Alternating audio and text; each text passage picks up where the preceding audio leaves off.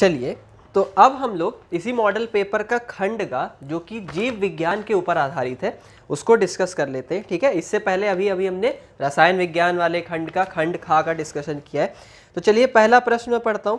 पहले प्रश्न में हमसे कह रहा है फेफड़ों से शुद्ध रुधिर आता है। फेफड़ों से शुद्ध रुधिर आता है मतलब फेफड़ों से जो शुद्ध रुधिर है वो कहाँ आता है, किस भाग में आता है शरीर के।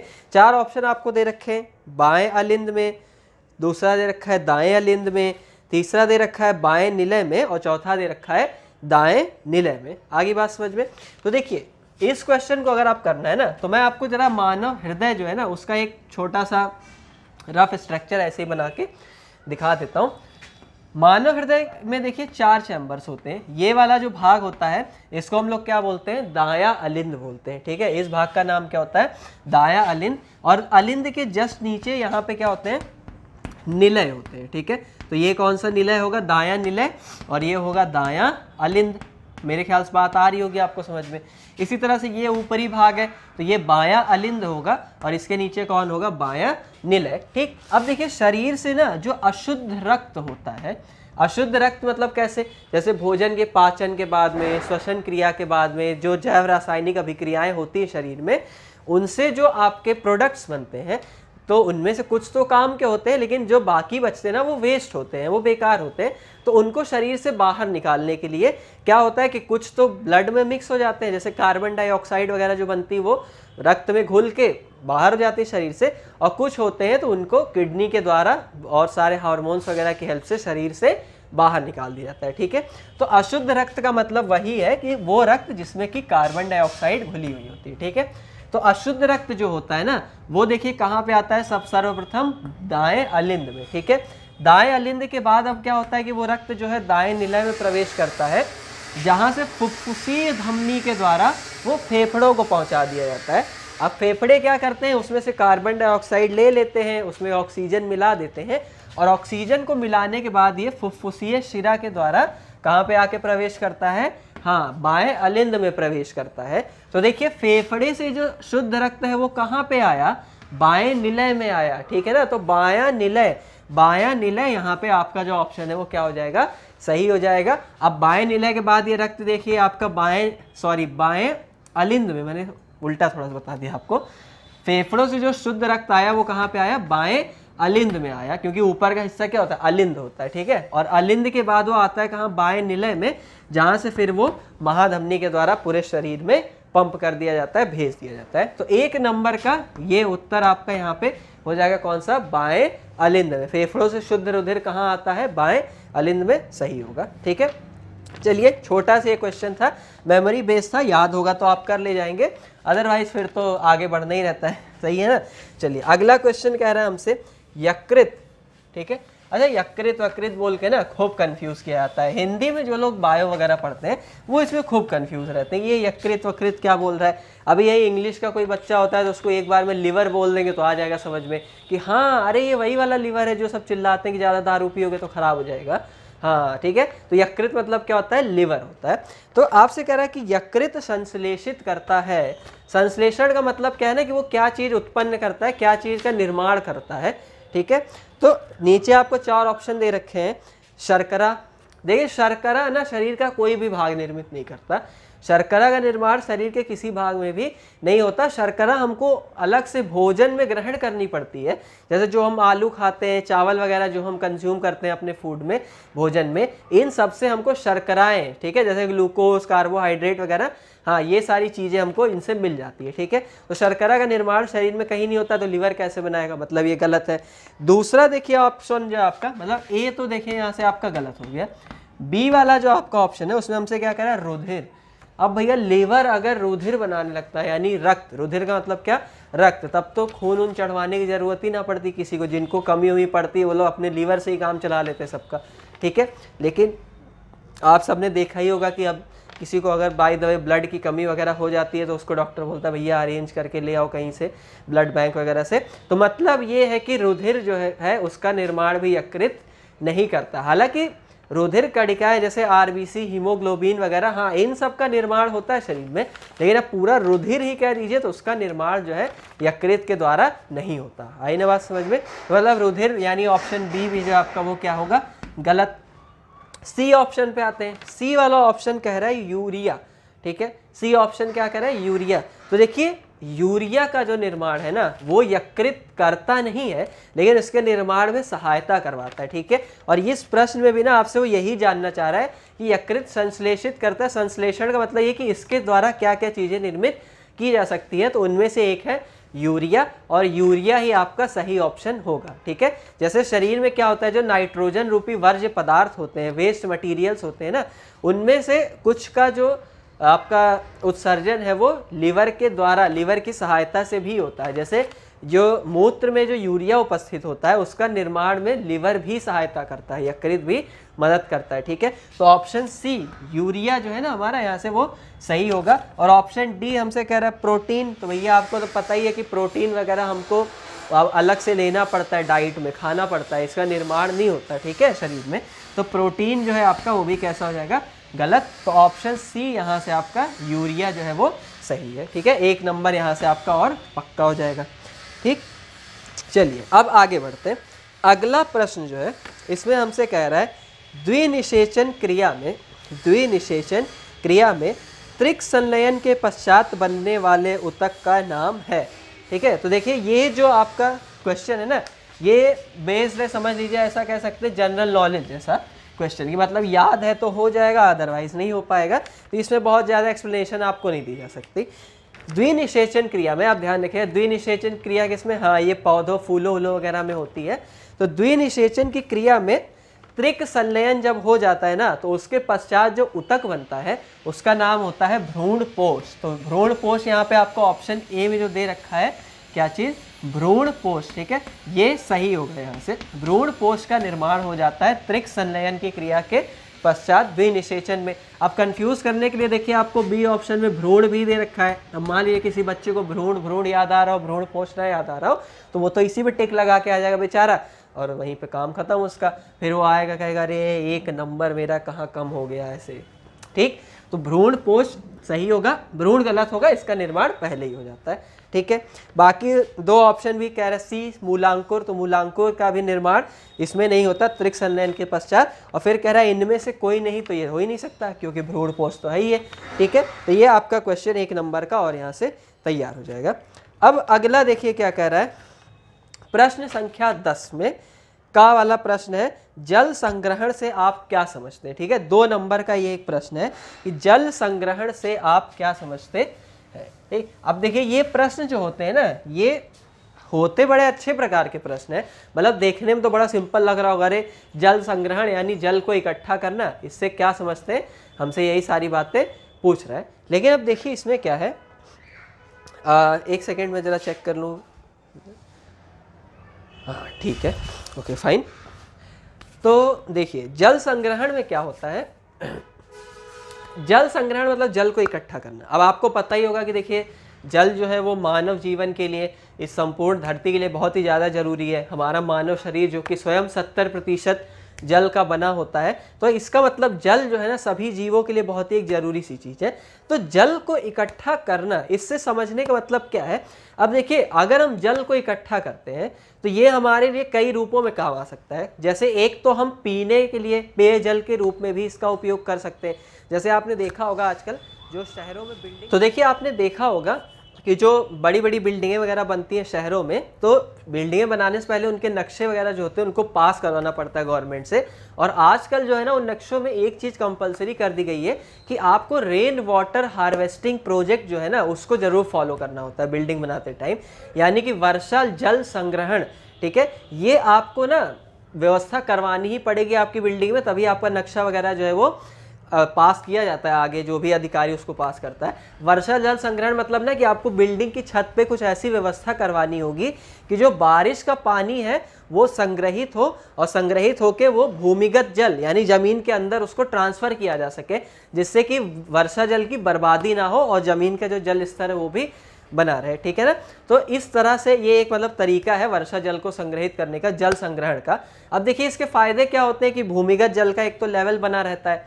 अच्छा, ये एक तरीका है। और आपने गांव वगैरह जैसे जो ग्रामीण क्षेत्र से होंगे जो लोग इस वीडियो को देख रहे होंगे, या लगभग हम सभी लोग जानते हैं, ठीक है, कि ग्रामीण क्षेत्र में क्या होता है, बड़े बड़े पोखर तालाब वगैरह बना दिए जाते हैं।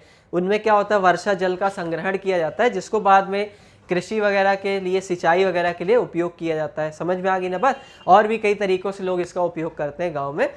अब देखिए इसमें और एक बात क्या आती है, जल संग्रहण आपने देखा होगा बांध वगैरह बनते हैं, ठीक है। तो बांध वगैरह जब बनाया जाता है तो उसमें क्या करते हैं, उनका उपयोग किया जाता है जल से बिजली बनाने में। जैसे बांध बना के पानी रोक दिया एक जगह, अब बड़ा सा नीचे टरबाइन लगाते हैं, वहाँ से जल को छोड़ा जाता है खूब तेजी से, टरबाइन पे गिरता है, टरबाइन घूमता है, उससे बिजली बनती है, हाइड्रोस्टैटिक इलेक्ट्रिसिटी जिसको कहा जाता है। तो ये सारी जो चीज़ें होती हैं ना आपके, ये सब जल संग्रहण से ही संभव है अगर हम जल को संग्रहित करते हैं।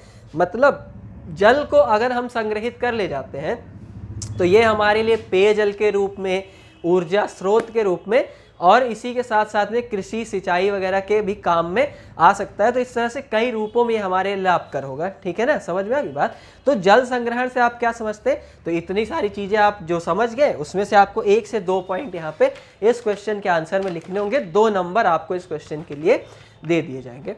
बात आ गई आपको समझ में, ठीक है। चलिए अगले क्वेश्चन पे बढ़ते हैं।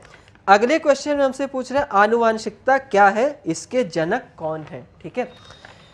आनुवांशिकता, देखिए ये शब्द जो है ना सुनने में तो समझ में नहीं आता ये आनुवांशिकता मतलब क्या है, लेकिन हम सभी लगभग इसका मतलब जानते हैं। अब जैसे मैं आपको देखिए रियलाइज कराता हूँ यहाँ पे, आपने देखा होगा जब जैसे कोई बच्चा जन्म लेता है किसी के यहाँ पे नया, ठीक, हम लगभग सभी नहीं देखा होगा ऐसा होते हुए जो अभी मैं बताने जा रहा हूँ। तो उसमें क्या होता है, कोई आया उधर से चल के बच्चे को देखता है, अरे इसकी नाक तो इसके पापा की तरह गई है, कोई कहता है अरे इसके बाल तो इसकी मम्मी के ऊपर गए हैं, अरे इसका रंग तो जो है इसकी दीदी की तरह है, इसके भाई की तरह है, या ऐसा कोई। तो कुछ लोग और भी महान होते हैं, वो आते हैं कहते हैं अरे ये बच्चे की नाक तो इसके परदादा के ऊपर गई है। अब बताइए परदादा कब के और वो बच्चा कब का, कुछ भी रिलेशन बैठाने लगते। तो मतलब ये सारी बातें आपने सुनी होगी ना। अच्छा, और क्या देखा होगा, जैसे जो बच्चा होता है उसकी जो शक्ल सूरत वगैरह है, हाइट वाइट कलर वलर, ठीक है, ये सारी चीज़ें उसके पेरेंट्स या फिर उसके फैमिली के किसी मेंबर वगैरह, दादा दादी, इन सब से मैच कर रही होती है। तो मन में आता है ना कि यार ये मतलब ऐसा होता क्यों है, तो ऐसा होता है आनुवांशिकता के कारण, ठीक है। मतलब आनुवांशिकता का मतलब क्या है, एक पीढ़ी से दूसरी पीढ़ी में लक्षणों का जाना, एक पीढ़ी से दूसरी पीढ़ी में लक्षणों का जाना, पास ऑन होना, यही क्या कहलाता है, आनुवांशिकता कहलाता है। देखिए आनुवांशिकता शब्द का मतलब है, आनु मतलब अनुसरण करना, वांशिकता मतलब वंश का, तो वंश का अनुसरण करना, लक्षण जो है वो वंश का अनुसरण करते हैं, इसीलिए हम क्या बोलते हैं शब्द को आनुवांशिकता। आई ना बात समझ में। अब देखिए यहाँ पे आपसे 1 नंबर तो आपको इसके लिए दे देगा, फिर पूछता है आनुवांशिकता के जनक कौन थे। तो आनुवांशिकता का जो जनक है ना वो माना जाता है ग्रेगर जॉन मेंडल को। हाँ, ये ग्रेगर जॉन मेंडल जो है ये एक मॉन्क थे, ऑस्ट्रियन मॉन्क थे सॉरी ग्रेगर जॉन मेंडल, ठीक है। इनको हम लोग आनुवांशिकता के जनक के रूप में जानते हैं। इन्होंने ये आनुवांशिकता की खोज की थी। मटर के पौधों वगैरह पे इन्होंने कई सारे प्रयोग वगैरह करके आनुवांशिकता को डिफाइन किया था कि हाँ आनुवांशिकता जैसे भी कोई चीज़ होती है, लक्षणों का एक पीढ़ी से दूसरे पीढ़ी में ट्रांसफर होता है, ठीक है। तो इस तरह से आपको 2 नंबर प्रदान कर दिए जाएंगे इस क्वेश्चन के लिए भी। अब देखिए अगला जो आपका यहाँ पे है क्वेश्चन, प्रभावी तथा अप्रभावी लक्षण से क्या तात्पर्य है। ये जो आपका प्रश्न है ये भी इसी चैप्टर से, आनुवांशिकता वाले चैप्टर से आपका रिलेट करता है। अब जैसे इसमें हमसे पूछा प्रभावी तथा अप्रभावी लक्षण क्या है, जरा इस चीज़ को आप समझिएगा थोड़ा सा। पहले मैं आपको ना एक एग्जाम्पल देता हूँ जिससे कि आप थोड़ा सा इसको अच्छे से समझ पाए प्रभावी अप्रभावी लक्षण क्या होता है। मान लीजिए जैसे कि किसी बच्चे के जो पिता है, फादर है, ठीक है, वो कैसे हैं, लंबे हैं, उनकी हाइट कैसी है, लंबी है। और अगर बात करें उसकी मदर की, तो उसकी मदर जो है पिता के कंपैरिजन में उनकी हाइट थोड़ी सी कम है, मदर उनकी छोटी है, ठीक है। अब हुआ क्या कि इनका जो बच्चा है, इनकी जो संतान है ना, वो कैसा है, मान लीजिए लंबा है, उसकी हाइट कैसी है, लंबी है। तो अब यहाँ पे हम क्या बोलेंगे कि भैया लक्षण तो हमें दो दिख रहे हैं, एक लंबापन और एक कौन सा छोटापन, लेकिन आगे की पीढ़ी में जो प्रदर्शित हो रहा है, मतलब जो दिखाई पड़ रहा है, वो कौन सा है, केवल लंबापन। तो कुछ बच्चे ना इसको ऐसे समझ सकते हैं कि इसका मतलब यह है कि एक पीढ़ी में केवल जो लंबेपन वाला लक्षण है वही इस बच्चे तक पहुंच पाया, छोटेपन वाला जो लक्षण है वो इस बच्चे तक नहीं पहुंचा, ये पहुंचा और ये नहीं पहुंचा, ऐसा समझ सकते। बट ये मानना ना आपका गलत होगा। आई बात समझ में?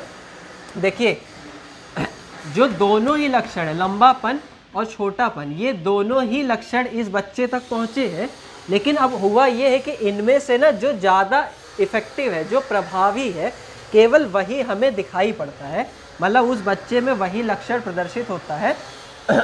तो लंबेपन वाला जो लक्षण है वो प्रभावी है, इसी कारण वो उस बच्चे में प्रदर्शित हो रहा है, लेकिन छोटेपन वाला जो लक्षण है ना, उसका जीन भी उसके अंदर उपस्थित है। आगे ना बात समझ में? तो हम परिभाषा इसकी कैसे देंगे कि वे लक्षण जो एक पीढ़ी से दूसरी पीढ़ी में वंशागत होते हैं तथा स्वयं को प्रदर्शित करते हैं, स्वयं को दिखाते हैं, प्रदर्शित करते हैं, जैसे कि यहाँ पे लंबापन, उन्हें हम क्या बोलते हैं, प्रभावी लक्षण कहते हैं। जो स्वयं को प्रदर्शित कर दे उन्हें हम क्या बोलते हैं, प्रभावी लक्षण बोलते हैं।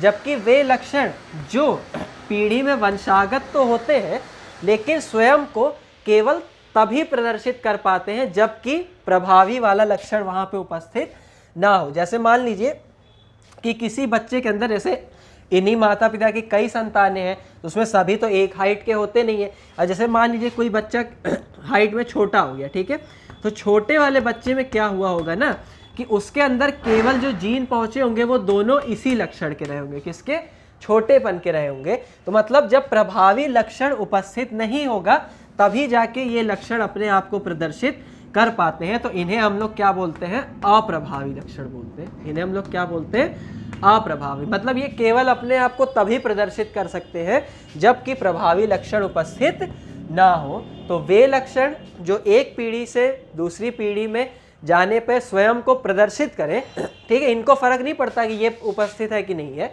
ये स्वयं को प्रदर्शित करते हैं, प्रभावी लक्षण कहलाते।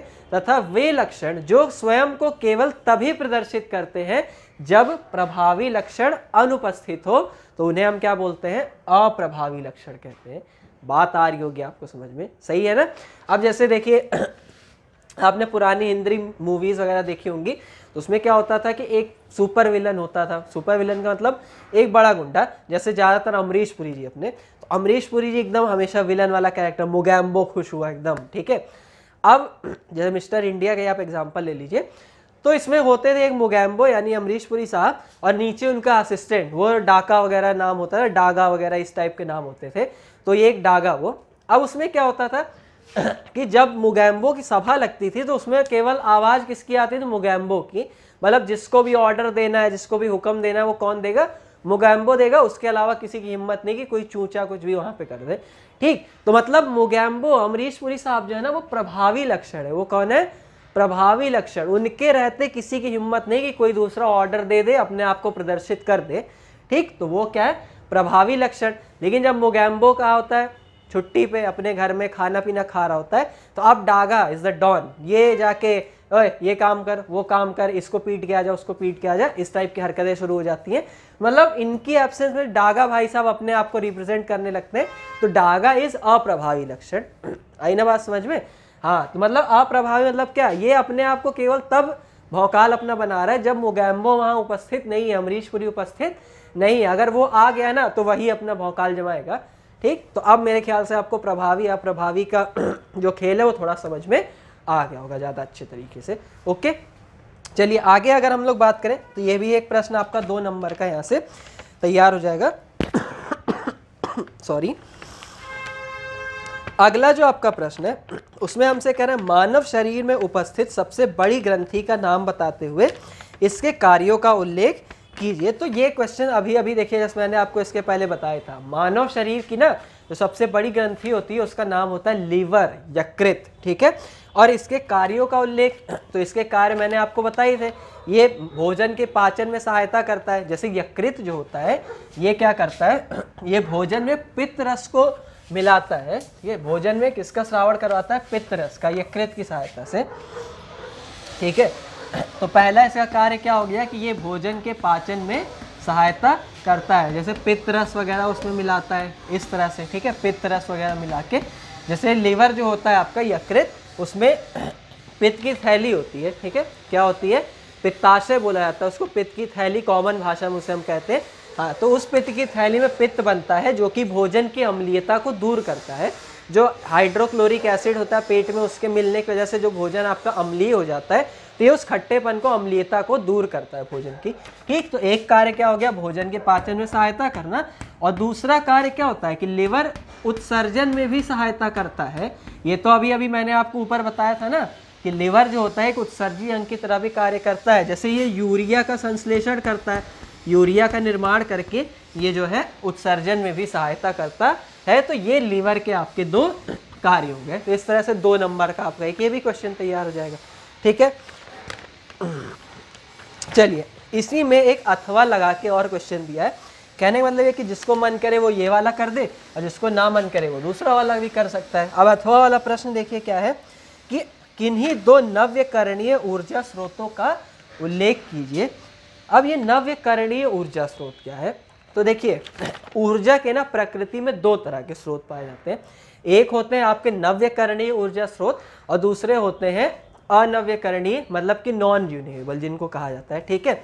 नव्यकरणीय ऊर्जा स्रोत वो होते हैं जिनसे अगर आप एक बार ऊर्जा ले भी लेना तो दोबारा फिर से आप उनसे ऊर्जा को प्राप्त कर सकते हैं, मतलब उनकी ऊर्जा को दोबारा आप उनसे प्राप्त कर सकते हैं, खत्म नहीं होती वो। लेकिन जो अनव्यकरणीय ऊर्जा स्रोत होते हैं, अगर आपने एक बार उनसे ऊर्जा ले ली तो दोबारा आप उनसे पुनः ऊर्जा को प्राप्त नहीं कर सकते हैं, ठीक है। फॉर एग्जाम्पल, जैसे अगर आपके पास में मान लीजिए एक कोयला है, एक कोयले का टुकड़ा है, ठीक, आपने उसको जला लिया, खूब ठंडी लग रही थी, हाथ उससे सेक लिया, जल के वो पूरा खत्म हो गया। अब उसको दोबारा बोलेंगे जल सॉरी जल जल, तो क्या ही जलेगा? नहीं सॉरी, मतलब अगर आप ना दोबारा इससे ऊर्जा को प्राप्त नहीं कर सकते हैं, तो ऊर्जा के ऐसे जो स्रोत होते हैं वो अनव्यकरणीय स्रोत कहलाते हैं ऊर्जा के। कैसे? अनव्यकरणीय स्रोत। लेकिन यहीं पे मान लीजिए अगर हमारे पास में सूर्य का प्रकाश है, ठीक है, तो अब सूर्य का प्रकाश जो है ये तो हमें सूर्य से मिलता ही रहेगा ना, ये थोड़ी ना खत्म हो जाएगा। मतलब सूर्य ऊर्जा का वो स्रोत है जिससे हम जो है बार बार बारंबार रोज रोज ऊर्जा प्राप्त कर सकते हैं। तो ऊर्जा के ऐसे जो स्रोत होते हैं ना, वो क्या कहलाते हैं? नव्यकरणीय ऊर्जा स्रोत कहलाते हैं। क्या कहलाते हैं? नव्यकरणीय। और सूर्य ही नहीं, जैसे इसमें मान लीजिए बांध से जो बिजली वगैरह बनाई जाती है, जैसे हाइड्रो इलेक्ट्रिक पावर प्लांट्स वगैरह जो होते हैं, जल विद्युत ऊर्जा, ठीक है, जल विद्युत ऊर्जा वगैरह, ये भी ऊर्जा के आपके नव्यकरणीय स्रोतों में से एक है। इसके अलावा आपकी पवन ऊर्जा, ठीक, बचपन में वो मेले में हमने खूब चरखी हम लोगों ने चलाई थी ना, छोटी छोटी फिरकी वगैरह खरीदते थे, तो उसी को थोड़ा बड़े पैमाने पे बड़ा सा एक पंखा बना के, पवन चक्की जिसको कहते हैं, लगा के टांग दीजिए, तो अब वो आपका किसकी तरह कार्य करता है? पवन ऊर्जा का उत्पादन में, उससे भी बिजली वगैरह बनाई जाती है, आटा चक्कियाँ वगैरह चलाई जाती हैं उससे। तो ये सब आपके नव्यकरणीय ऊर्जा स्रोत है। अब ऐसा तो होगा नहीं कि हवा जिस पंखे को एक बार घुमा देगी उसको दोबारा घुमाएगी नहीं, ये थोड़ी ना होगा। मतलब आप उससे दोबारा से भी ऊर्जा प्राप्त कर सकते हैं। ऐसा तो होगा नहीं कि नदी एक बार जिस बांध को भर देगी पानी से दोबारा उसमें आएगी ही नहीं पानी लेके, ऐसा भी नहीं होता। मतलब ये सब ऐसे ऊर्जा स्रोत हैं जिससे आप बारंबार ऊर्जा प्राप्त कर सकते हैं। तो ये ऊर्जा के नव्यकरणीय स्रोत है, और इनके बारे में आप थोड़ी छोटी सी बातें लिख सकते हैं। आगे ना बात समझ में, जो मैंने आपको बताई कि जैसे जल विद्युत ऊर्जा का उत्पादन जो है फैक्ट्रियों को, कारखानों को बिजली वगैरह सप्लाई करने के लिए किया जाता है। पवन चक्की का उपयोग जो है आटा चक्की वगैरह चलाने के लिए, बिजली वगैरह बनाने के लिए भी किया जाता है। सूर्य का प्रकाश, आपने देखा होगा आजकल घर के छत वगैरह बड़े बड़े सोलर पैनल लगा देते हैं, सरकार भी स्ट्रीट लाइट्स वगैरह पे सोलर पैनल लगा देती है। उससे क्या होता है? सूर्य की ऊर्जा का रूपांतरण विद्युत ऊर्जा में किया जाता है, ठीक है। प्रकाश ऊर्जा का रूपांतरण हम किस में करते हैं? विद्युत ऊर्जा में। ये भी लिख सकते हैं आप। जल ऊर्जा में बोल दीजिए कि जो जल की ऊर्जा होती है स्थितिज ऊर्जा, उसका रूपांतरण हम लोग किस में करते हैं? बिजली बनाने में, विद्युत ऊर्जा में। पवन ऊर्जा का रूपांतरण हम लोग यांत्रिक ऊर्जा जैसे चक्की उक्की चलाने में, बिजली वगैरह बनाने में, विद्युत ऊर्जा में भी कर सकते हैं। तो ये थोड़ी थोड़ी सी बातें आप इनके बारे में बता सकते हैं। इसके लिए भी आपको 2 नंबर यहाँ से प्रदान कर दिए जाएंगे। आई बात समझ में? ठीक है। तो ये तो आपके यहाँ पे पेपर में 2 नंबर का डिस्कशन देखिए हो जाता है। अब इसके बाद देखिए आप हमारे यहाँ पास यहाँ पे एक प्रश्न है जिसमें कह रहा है कि प्रकृति में कायिक जनन किस प्रकार होता है, कायिक प्रवर्धन को उदाहरण सहित समझाइए और इसके महत्व पर टिप्पणी कीजिए। ठीक है, कायिक जनन का मतलब आप सभी समझते हैं। कायिक जनन का मतलब होता है ना, जैसे वे पौधे जिनमें बीज वगैरह नहीं बनता, ठीक है, तो उनमें क्या किया जाता है कि कायिक जनन के द्वारा नए पौधे उनसे बनाए जाते हैं। जैसे गुलाब का देखा होगा आपने कि गुलाब के जब नए पौधे लगाने होते हैं तो उसे कलम के द्वारा लगाया जाता है। तो इसी विधि को हम क्या बोलते हैं, कायिक जनन बोलते हैं। ठीक है, मतलब कायिक जनन क्या होता है कि वे पौधे जिनमें बीज आदि का निर्माण नहीं होता, उनमें जो पौधे के भौतिक कायिक भाग होते हैं, जैसे जड़ हो गया, पत्ती हो गई, इन जड़ इनकी सहायता, तना हो गया, इनकी सहायता से नए पौधे उगाने की प्रक्रिया को ही हम क्या कहते हैं, कायिक जनन कहते हैं। अब कायिक जनन के तरीके क्या क्या हो सकते हैं, तो कायिक जनन के तरीके हो सकता है जैसे कलम लगाना, ठीक है सॉरी, कलम लगाना ये कायिक जनन का एक तरीका है। ठीक है, गुलाब वगैरह में आपने देखा होगा कि कलम वगैरह करके जो है गुलाब के नए पौधे उगाए जाते हैं। इसके अलावा देखिए अगर हम बात करें तो एक तरीका होता है दाब लगाना। क्या चीज़, दाब लगाना। अब दाब लगाने मतलब क्या पौधे को पकड़ के दबाएं, ऐसे नहीं, दाब लगाने का मतलब ये नहीं होता। जैसे होता है क्या है, जैसे चमेली वगैरह के आपने देखे होगा, तो चमेली वगैरह के पौधे ना वो दाब प्रक्रिया से ही उगाए जाते हैं। इसमें क्या होता है, अब जैसे ये चमेली की कोई बेल है, तो ये बेल जब लटक लटक के नीचे भूमि को छूने लगती है, ज़मीन को टच करने लगती है, तो क्या करते हैं, एक जड़ को ऐसे पकड़ते हैं और उसके ऊपर मिट्टी डाल देते हैं। ऐसे ऐसे एक डाल को पकड़ के उसके ऊपर थोड़ी सी मिट्टी डाल देते हैं। तो अब होता क्या, कुछ समय के बाद जहाँ पे हमने इसको दबाया होता है, दाब लगाना इसी को कहा जाता है, जहाँ पे हमने इसको मिट्टी से ढका होता है, कुछ समय के बाद वहाँ से ऐसे नया नया एक जो है पौधा निकलने लगता है, नया पौधा वहाँ से एक ऐसे बेल निकलने लगती है। तो ये एक अब अलग नया पौधा है। ठीक है, अब ये एक नए पौधे का कार्य करता है। तो इस विधि को हम क्या बोलते हैं, दाब लगाना कहते हैं। ठीक, तो ये कायिक जनन, कायिक प्रवर्धन के कुछ तरीके हैं। अब आगे हमसे क्या बोल रहा है कि इसके महत्व पर प्रकाश डालिए कि भैया इसका महत्व क्या है। तो देखिए इसका महत्व ये है कि वे पौधे जो बीज वीज नहीं बनाते हैं, तो क्या उनकी प्रजाति खत्म हो जाएगी, नहीं। तो उनकी प्रजाति को संरक्षित रखने के लिए हम लोग जो है कायिक प्रवर्धन, कायिक विधि का जो है उपयोग करते हैं। और इसमें सबसे बड़ा फायदा ये होता है ना कि ये जो नया पौधा बनता है, जो नया पौधा बनता है ना, ये बिल्कुल अपने माता पिता की तरह, मतलब जिससे मिलके ये बना होता है उन्हीं के जैसा एकदम डिट्टो होता है, सेम टू सेम, कोई भी अंतर इसमें पाया नहीं जाता। तो ये महत्व है कायिक प्रवर्धन का। आगे ना बात समझ में। तो ये छोटा सा 2 नंबर का 3 नंबर का प्रश्न है, यहाँ से आपको इसमें आराम से 2-3 नंबर दे दिए जाएंगे। आई बात समझ में। चलिए अगले प्रश्न पे अब हम लोग आ जाते हैं। अगला जो हमारा प्रश्न है उसमें कह रहा है मेंडल के नियम की प्रमुख विशेषताओं का वर्णन कीजिए। मेंडल कौन, हाँ मेंडल वही जिनके बारे में अभी अभी बताया था, आनुवांशिकता के जनक, फादर ऑफ जेनेटिक्स। ठीक है, मेंडल कह रहे हैं इन्होंने जो अपने नियम दिए थे आनुवांशिकता के, उस पर थोड़ा सा प्रकाश डालिए, उनकी विशेषताओं का वर्णन कीजिए। तो देखिए मैं आपको बता दूं, मेंडल जो थे इन्होंने मटर के पौधों के ऊपर आनुवांशिकता के एक्सपेरिमेंट किए थे। यहाँ भैया एक लंबा पौधा, एक छोटा मटर का पौधा, दोनों का क्रॉस कराएंगे तो जो नया पौधा बनेगा, बच्चा पौधा, वो कैसा बनेगा, लंबा बनेगा, छोटा बनेगा। इसका फूल इस रंग का है, उसका फूल उस रंग का है, तो दोनों का जब क्रॉस कराएंगे तो जो नया पौधा बनेगा उसका फूल किस रंग का होगा। इन सारे प्रयोगों को इन्होंने किया था और उससे रिजल्ट निकाल के अपने कुछ नियम दिए थे। अब जैसे इस नियम में जो इनका पहला नियम था मेंडल का, ठीक है, वो नियम आपका क्या कहलाता है, प्रभाविता का नियम। पहला नियम इनका कौन सा था, प्रभाविता का नियम। अब ये प्रभाविता ना, वही वो जो प्रभावी, अभी मैंने आपको बताया ना प्रभावी लक्षण, उसी से रिलेट करता है।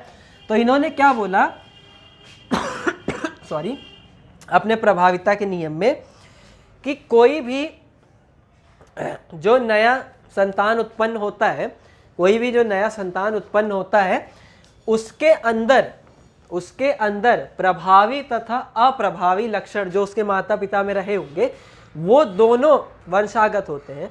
प्रभावी और अप्रभावी, मतलब अमरीश पुरी और डागा दोनों उसके अंदर जो है गति करके पहुंच जाते हैं दूसरी पीढ़ी में, लेकिन उसमें से जो प्रभावी होगा ना, दिखाई केवल वही पड़ता है। तो ये क्या है, मेंडल के प्रभाविता का नियम, और इसका महत्व तो ये भैया ना कि इसकी मदद से हम लोग सीधे सीधे देख के बता सकते हैं कि हाँ कौन सा प्रभावी लक्षण होगा।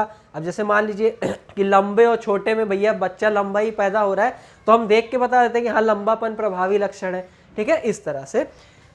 दूसरा जो इनका नियम है ना मेंडल का, दूसरा नियम इनका जो है वो है आपका एक होता है स्वतंत्र अपव्यूहन का नियम, लेकिन वो मेंडल का तीसरा नियम है। दूसरा इनका पृथक्करण का नियम, ठीक है, किसका? पृथक्करण का नियम, ठीक। पृथक्करण का नियम जो है मेंडल का, ये आपसे क्या कहता है कि जब भी कोई संतान में जो आनुवांशिक लक्षण है उनकी वंशागति होती है, तो वंशागति होते टाइम क्या होता है, मतलब वंशागति का मतलब एक पीढ़ी से दूसरे पीढ़ी में जब वो लक्षण पास ऑन करते हैं, आगे बढ़ते जाते हैं, तो लक्षणों का पृथक्करण जो होता है ना वो स्वयं ही होता है। लक्षणों का जो पृथक्करण होता है वो स्वयं ही होता है। मतलब ऐसा नहीं होता कि लंबेपन का जो जीन है उसके साथ में छोटेपन वाला जीन भी मिल जाएगा, या फिर छोटेपन वाले जीन के साथ में लंबेपन वाला जीन भी मिल जाएगा, तो ऐसा नहीं होता। ये जो लक्षण है वो संतान के अंदर पृथक पृथक अलग अलग होके रहते हैं। आगे ना बात समझ में? तो ये क्या है मेंडल के पृथक्करण का नियम। और तीसरा नियम जो है इनका वो क्या है, स्वतंत्र अपव्यूहन का नियम, स्वतंत्र अपव्यूहन का नियम, ठीक है। तो स्वतंत्र अपव्यूहन का जो नियम है मेंडल का, वो ये कहता है कि चाहे प्रभावी लक्षण हो चाहे अप्रभावी लक्षण हो, दोनों का जो वंशानुगन होता है, मतलब एक पीढ़ी से दूसरे पीढ़ी में जो इनकी वंशागति होती है वो स्वतंत्र होती है, एक दूसरे के ऊपर निर्भर नहीं करती। मतलब कहने का ये है कि अगर लंबेपन वाला जीन जा रहा है तो ऐसा नहीं होता कि छोटका वाला बोलता है कि भैया हम नहीं जाएंगे, तुम जा रहे हो तो हम नहीं जाएंगे। एक दूसरे के ऊपर ये डिपेंड नहीं करते हैं, वो आए दूसरा वाला चाहे ना आए, जिसको जाना है वो चला ही जाता है, ठीक है। तो इस तरह जो लक्षण होते हैं ना वो स्वतंत्र अपव्यूह करते हैं, एक दूसरे के ऊपर निर्भर नहीं करते कि हाँ वो नहीं जाएगा तो ये भी नहीं जाएंगे। आई ना बात समझ में? ये है तीनों मेंडल के आनुवंशिकता के नियम, जिनकी मदद से आप आनुवंशिकता को बड़े ही आराम से समझा सकते हैं। बात आगे ना समझ में? ये 3 नियम आपको यहाँ पे लिखने होते हैं। अब देखिए यहाँ पे ये भी आपका एक बढ़िया 3 नंबर का एक क्वेश्चन है, एक एक नंबर आपको तीनों नियम के महत्व बताने के लिए दिया जाएगा। इसके बाद जो आपका इस पेपर का आखिरी वाला प्रश्न है, ठीक है, कि पुष्पीय पादपों में होने वाली जनन की प्रक्रिया को समझाइए, या फिर एक और प्रश्न दे रखा है प्राकृतिक संसाधनों के प्रकारों का उल्लेख करते हुए इसके संरक्षण के विभिन्न उपाय का वर्णन कीजिए। तो इसमें से देखिए जो ये पुष्पीय पादप वाला जो आपका ये प्रश्न है ना, ये 7 नंबर का प्रश्न है, बड़ा लंबा प्रश्न है, जिसको अभी अगर हम डिस्कस करने लगे तो वीडियो बहुत बड़ा हो जाएगा, फिर आप लोग भी कहेंगे अरे भैया बोर कर रहे सर जी। तो इसलिए ना इसके ऊपर मैं एक सेपरेट वीडियो बना के अलग से, क्योंकि ये बहुत ही अच्छा टॉपिक भी है, ठीक है, तो उसमें मैं आपको इन डिटेल समझा दूंगा पूरा। आई ना बात समझ में? डिटेल डिस्कशन में आपको इस क्वेश्चन के ऊपर करवा दूंगा। और ये जो दूसरा वाला आपका प्रश्न है कि प्राकृतिक संसाधनों के प्रकारों का उल्लेख करते हुए इसके संरक्षण के विभिन्न उपायों का वर्णन कीजिए, तो ये वो प्रश्न है जो आप स्वयं से अपने बुद्धि से भी सोच के लिख सकते हैं बड़े आराम से। जैसे मैं आपको थोड़ी हिंट दे दूं अगर इसमें, तो प्राकृतिक संसाधन जैसे ये नदी, झरने, वन हो गए, ठीक है, सूर्य का प्रकाश वगैरह, ये सारी चीज़ें, तो ये तो इनके प्रकार हो गए। आप कह रहे हैं इनके संरक्षण के उपाय का, ठीक है। अब इनका संरक्षण करने का मतलब क्या, जैसे भैया बोला ये जाए कि नदी नाले में, नदी वगैरह, नाले में तो खैर गंदगी बहाएंगी, नदी वगैरह में गंदगी वगैरह ना करें, नाले वाले को उसमें जोड़ के ना बहा दें, ठीक है। नदियों की साफ़ सफाई रखें हम, थोड़ा उसमें कूड़ा कचरा प्लास्टिक पॉलीथीन वगैरह ना फेंके। इस तरह से भाई जल संरक्षण जो है वो हो जाएगा, नदी का संरक्षण हो जाएगा। इसके अलावा वन है जैसे, तो अब अंधाधुन उसकी कटाई ना करें कि हाँ भैया आज खाना बनाना है, लकड़ी नहीं है, गए एक पेड़ काट के उठा के लेके चले आए। तो इस तरह से अंधाधुन कटाई मतलब वनों वगैरह की ना की जाए, जिससे कि जो है पेड़ वगैरह वन वगैरह भी बचे रह सके, इस तरह से उनका संरक्षण किया जा सकता है। पेट्रोलियम हो गया, ठीक है, पेट्रोलियम भी एक महत्वपूर्ण प्राकृतिक संपदा है, लेकिन आजकल तो सबसे ज़्यादा बर्बादी देखते उसी चीज़ की होती है। अगर किसी को अपने घर से 10 कदम दूर भी जाना होता है, वो भैया गाड़ी का कान ऐठेगा, एक्सीलरेटर लगाएगा, वो तब 10 कदम दूर पे गाड़ी से चल के जाते हैं। उसके अलावा अगर थोड़ा सा पैदल चल के चले जाए ना तो सेहत भी अच्छी रहेगी, पेट्रोल भी बचेगा, पैसा भी बचेगा, ठीक है। अब उनको चलो भैया तुमको अपने पैसे की फिक्र नहीं, कम से कम प्रकृति की तो फिक्र करो। पेट्रोलियम पता ही है कितना पेट्रोल बचा है। आने वाले 5 साल में ना अगर आपको ऊर्जा का कोई बहुत अच्छा साधन नहीं मिला ना तो पेट्रोल की गाड़ी भूल जाइए, फिर उसके बाद चलने वाली नहीं है ये सब, आई ना। और चलेगी भी तो सोने के दाम में पेट्रोल बिकेगा, उसी को डलवा के फिर सब लोग अपनी गाड़ी से जाएंगे। उससे अच्छा तो कहेंगे चलो पैदल चलते हैं भैया, आई ना बात समझ में। हाँ, तो पेट्रोलियम और ट्रिलियम ये सब संसाधन ऐसे हैं जिनको बहुत ज़्यादा संरक्षण की आवश्यकता है, एकदम युद्ध स्तर पर समझ लीजिए इस समय, अगर करंट समय में बात करें, ठीक है। अब जैसे आप सभी ने देखा होगा कि हाइड्रोजन फ्यूल वगैरह बहुत चर्चा हो रही है कि हाइड्रोजन को एक ईंधन के तौर पे इस्तेमाल किया जा सके, वैज्ञानिक इसके लिए कई सारे तरीके वगैरह भी सोच रहे हैं। तो ये जरूरी भी हो गया, उन्हें पता है ना कि आने वाले टाइम में पेट्रोल बचेगा नहीं तो गाड़ी कहाँ से लोग चलाएंगे, सही है ना। हाँ, तो ये क्वेश्चन जो है आपका वो आपके अपने मस्तिष्क की थिंकिंग पे कि आप मतलब प्रकृति के बारे में कितना सोचते हैं, प्रकृति को कितना समझते हैं, उसके ऊपर निर्भर करता है। तो इस तरह से जो हिंट्स मैंने आपको प्रोवाइड की उसके हिसाब से आप इसका आंसर लिख सकते हैं, ठीक है। बच्चा जो एक क्वेश्चन जो मैंने आपको बताया उसका मैं वीडियो आपको प्रोवाइड करूंगा ही, और इसी के साथ में आपका ये जो मॉडल पेपर सैम्पल पेपर है ये आपका समाप्त होता है यहीं पे। सारे क्वेश्चन खंड का, खा, ग जो कि भौतिक विज्ञान, रसायन विज्ञान और जीव विज्ञान के ऊपर आधारित थे, हमने सभी डिस्कस कर लिए हैं। और देखिए एक बात और बता देना कि ये जो सैम्पल पेपर है ये ऑफिशियल सैम्पल पेपर नहीं है, ये मॉडल पेपर, ठीक है, क्योंकि अभी तक तो बोर्ड ने रिलीज़ किया ही नहीं है जो ऑफिशियल सैम्पल पेपर है यूपी बोर्ड का। लेकिन अब क्या करें, हाथ पे हाथ रख के भी तो बैठा नहीं जा सकता, वरना आप सबकी तैयारी भी पीछे छूट जाएगी। तो ये हम आपको इसीलिए करवा रहे हैं ताकि आप अपनी तैयारी पुख्ता कर सके, अपनी तैयारी देख सके, जज कर सके कि हाँ भाई हमारा कितना तैयार है, ठीक है। तो आशा है कि आपको वीडियो अच्छा लगा होगा, जितने भी क्वेश्चन हम सब ने सैम्पल पेपर में कराए होंगे वो भी आपको अच्छे तरीके से समझ में आ गए होंगे। अगर वीडियो अच्छा लगा तो वीडियो को लाइक ज़रूर करिएगा, और जितना हो सके ना इस वीडियो को शेयर करिएगा अपने दोस्तों में, क्योंकि भाई आपको भी पता है कि पढ़ाई लिखाई तो कोरोना काल में बहुत अच्छे से किसी की हुई नहीं है, तो वो भी एक बार अपनी तैयारी परख सके, इसलिए वीडियो को शेयर जरूर करिएगा, ठीक है। मिलेंगे हम लोग अपनी अगली वीडियो में, अगला वो जो बायोलॉजी वाला क्वेश्चन है उसको कराने के लिए। Till then bye.